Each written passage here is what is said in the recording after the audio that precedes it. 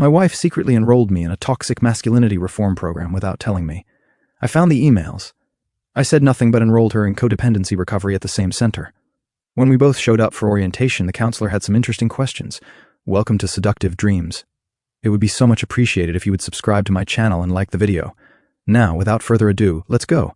I, 32 male, discovered my wife Ramona's 30 little scheme completely by accident. She'd left her email open on our shared laptop while she ran to the store. I was just trying to close tabs when I saw the subject line.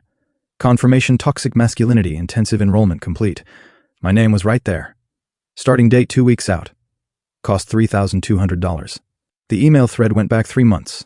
3 months of her discussing my problematic behaviors with some counselor named Dr. Fielding. Let me list these dangerous red flags. Ramona reported. I watch football on Sundays. I go to the gym 4 times a week. Obsessive fitness culture. I drink beer with my brother. I play video games for 2 hours on Friday nights. I didn't cry at her friend's wedding. I fix things around the house instead of processing emotions. Dr. Fielding's response was golden. These are classic signs of internalized patriarchal conditioning. Our 8-week intensive program will help him recognize and deconstruct these harmful patterns. 8 weeks of this. The real kicker. Ramona had told them I was resistant to therapy, so they prepared special techniques for reluctant participants. She'd planned to blindside me with an intervention the night before the first session. I sat there, staring at the screen. Part of me wanted to confront her right then, but then I saw something else in the emails. The name of the center, Healing Horizons Wellness Institute. I opened an incognito tab. Their website was something. They offered programs for everything. Toxic masculinity, codependency, narcissistic recovery, empathy reconstruction, even something called Emotional Availability Bootcamp. And right there on the program's page, Codependency Recovery Intensive. Break free from unhealthy relationship patterns. Perfect. I created a new email account and reached out as a concerned husband, worried about his wife's codependent behaviors. Within an hour, I had a response from Dr. Morrison. I scheduled a consultation call for when Ramona was at her pottery class. Dr. Morrison was very understanding, as I explained Ramona's concerning behaviors. Monitoring all my activities, needing constant validation, making unilateral decisions about my mental health, inability to respect boundaries, attempting to control my hobbies and friendships. This is definitely codependency. Dr. Morrison confirmed. The fact that she's trying to force you into therapy without your consent is particularly troubling. I enrolled her in the same 8-week program. Same days, same building, just different conference rooms. Cost $3,200. Worth every penny. Update 1. The intervention attempt was hilarious. Ramona had gathered her sister Thea, her mom Joyce, and her best friend Kendra in our living room. They all had printed letters. Honey, we need to talk about getting you help. Ramona started. I played dumb. Help with what? Your toxic behaviors, the way masculinity has corrupted you. Which behavior specifically? Thea jumped in. You don't share your feelings. I told Ramona I loved her this morning. Kendra, you're emotionally unavailable. We went on a date 2 nights ago. Joyce, you're aggressive. When you're energy, it's aggressive. They went in circles for an hour. Finally, Ramona played her card. Well, I've already enrolled you in a program. It starts Monday. You're going. Okay. They all stopped. They'd clearly expected resistance. Okay. Ramona was suspicious. If you think I need help, I trust your judgment. She narrowed her eyes but couldn't find the trap. Monday came. I got dressed in my best casual therapy outfit, khakis and a button-down. Ramona was buzzing around, nervous but excited. I'm so proud of you for being open to this journey. She kept saying, hey, why don't we ride together? I suggested. Save gas. She hesitated. Oh, that's okay. I have errands after I drop you off. No problem. I'll drive myself then. No, I want to make sure you actually go, then let's go together. She couldn't find a way out. We got in a car. She started driving to Healing Horizons. Actually, I said, I got an email saying the first session is in Building B. That's weird. The website says Building A. Maybe check your email. She pulled over, grabbed her phone. I watched her face change as she read the new email in her inbox. Dear Mrs. Ramona, this is a reminder that your codependency recovery intensive begins today at 9 a.m. in Building B Conference Room 3. Your husband has expressed significant concern about your controlling behaviors. The silence was deafening. You? She started. Yes, you enrolled me in therapy. Codependency recovery specifically. How dare you? How dare I? You enrolled me in a toxic masculinity program without telling me. That's different. How? You needed it, and based on your secret enrollment of me in therapy, I'd say you need codependency recovery. She was vibrating with rage. I'm not going. Neither am I. Then you have to. I already paid. So did I. Guess we're both out $3,200. We sat there in the parking lot for 20 minutes. Finally, she said, Fine, I'll go to mine if you go to yours. Deal? We walked into Healing Horizons together, checked in at reception, and went to our separate rooms. The receptionist's face when she realized we'd enrolled each other was priceless. Update 2. That first day was wild. I sat through 2 hours of toxic masculinity deconstruction with 5 other dudes who looked as confused as I felt. The facilitator, Brad, who insisted we call him Brad to break down formal masculine structures, had us introduce ourselves and explain why we were there. "My wife signed me up," was the response from literally every single guy. Meanwhile, Ramona was apparently having a time in her codependency session. She texted me exactly 73 times during my 2-hour session. "This is ridiculous. They think I'm controlling. How is caring about you codependent? Your therapist is probably not even qualified. This is abusive. You're gaslighting me. I'm leaving. If you don't leave too, we're getting divorced. I didn't mean that. Please respond. Why aren't you responding?" When we met in the parking lot, she was crying, but not sad tears, rage tears. They made me do a worksheet about boundaries. They said, "I violate yours." "What did you put?" I said, "I don't because you don't have any boundaries because toxic masculinity destroyed your ability to have them." And what did they say? That was a codependent response.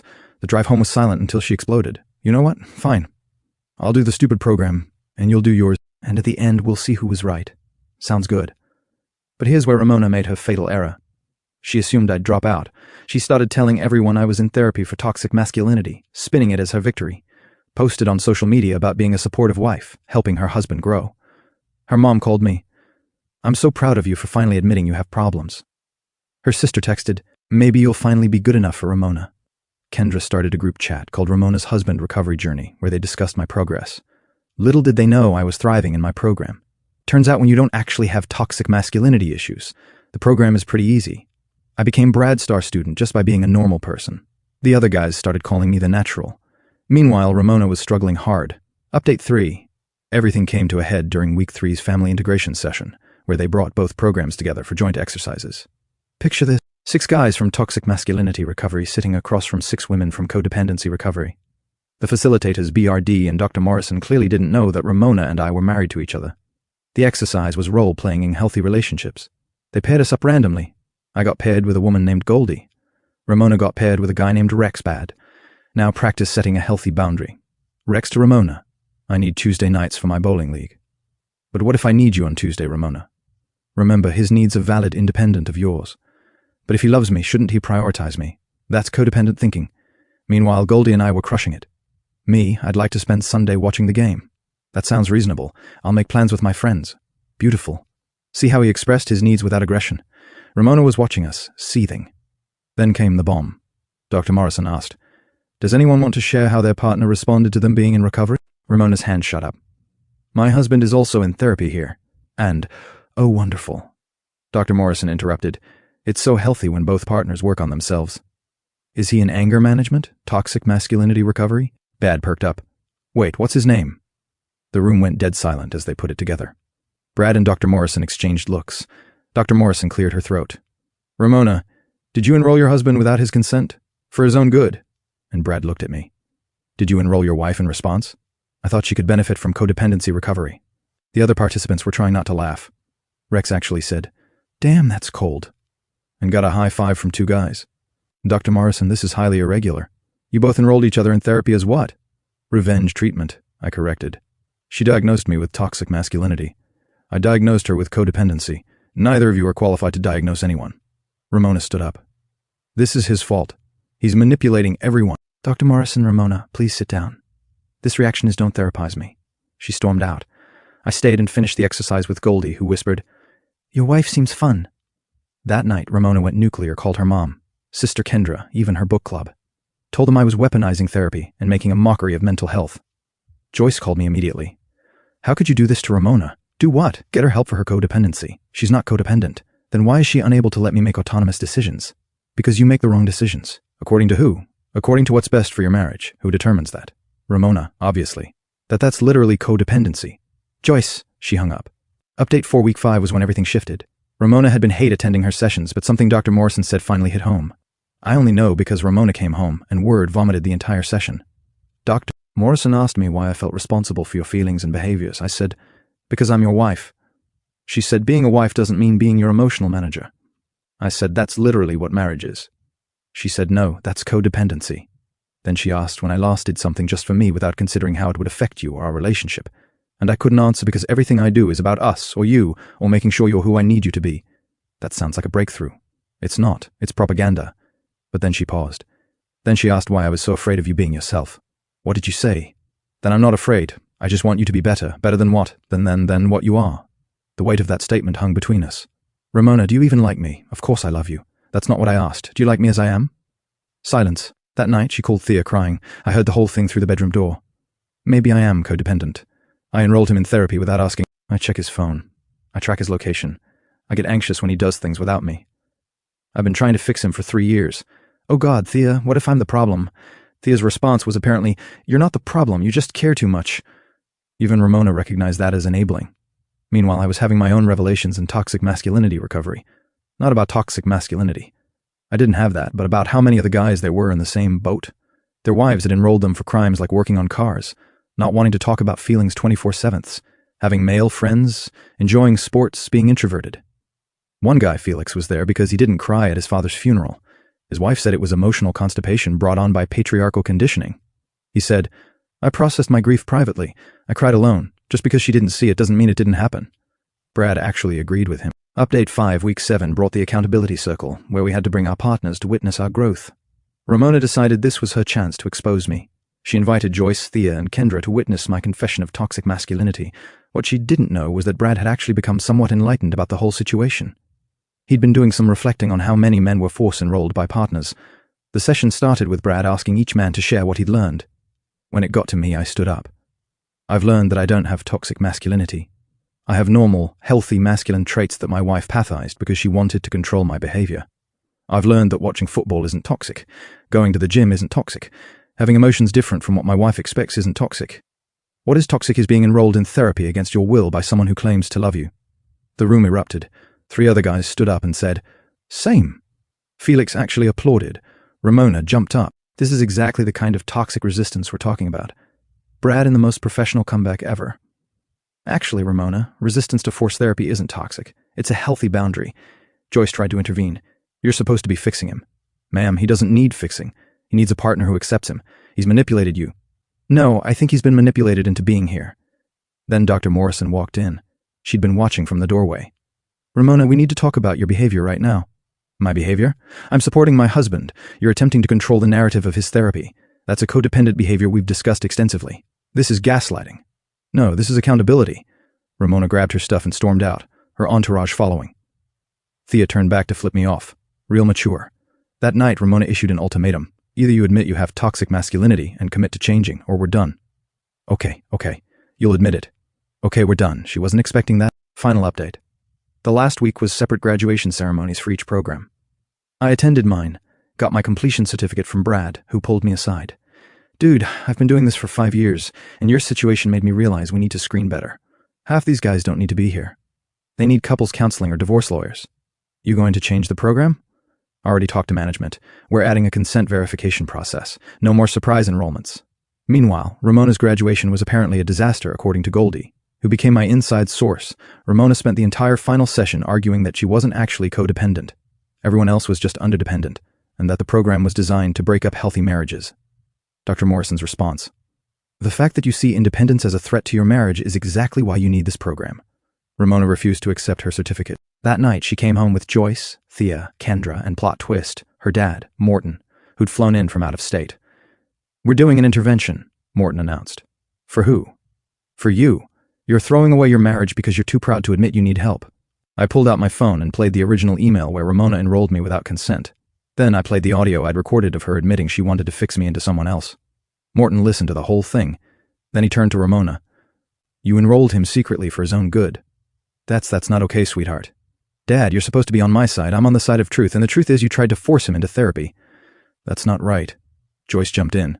Morton, you don't understand. I understand perfectly. My daughter tried to control her husband, and it backfired. The room exploded into arguments. Thea called Morton a traitor. Kendra called me an abuser. Joyce said I'd poisoned Morton against them. In the chaos, I slipped out and went to my brother's place. The divorce papers were filed the next week. Ramona contested everything, claiming I'd emotionally abused her by enrolling her in therapy. The judge's response was beautiful. Ma'am, you enrolled him first secretly without consent. He enrolled you openly in response. If anyone was abusive here, it wasn't him. We're divorced now. The Healing Horizons incident, as our friend group calls it, became legendary. The center actually sent me a thank you letter for helping them realize they needed better protocols. Ramona is still in therapy, actual therapy this time, not performative programming. Last I heard, she enrolled her new boyfriend Garrett in emotional availability enhancement without telling him. Some people never learn. As for me, I'm dating Quinn, a personal trainer who thinks it's perfectly fine that I watch football, go to the gym, and process emotions in my own way. She actually encourages my toxic hobby of working on cars. Imagine that. Joyce still sends me articles about toxic masculinity. I've blocked her on everything, but she prints them out and mails them. The dedication would be admirable if it wasn't so unhinged. Fia started a blog about surviving narcissistic ex-B brothers-in-law. It has 4 readers, all family members. Kendra tried to warn Quinn about me. Quinn's response was to invite her to watch a football game with us, where Quinn outrank out, ate and out, cheered everyone. Kendra left at halftime looking scandalized. Morton and I actually grabbed beers sometimes. He apologized for Ramona and said, "I think I know where she got the controlling thing from." Joyce enrolled me in sensitivity training in 1993. I went for 1 session and never went back. Should have been a red flag to everyone asking if I regret the petty enrollment revenge. Absolutely not. It exposed exactly who Ramona was and saved me from years of being fixed. Also, Brad and I still text. He left Healing Horizons and started his own practice focused on helping men deal with controlling partners. He uses my story as a case study with permission, of course. The moral?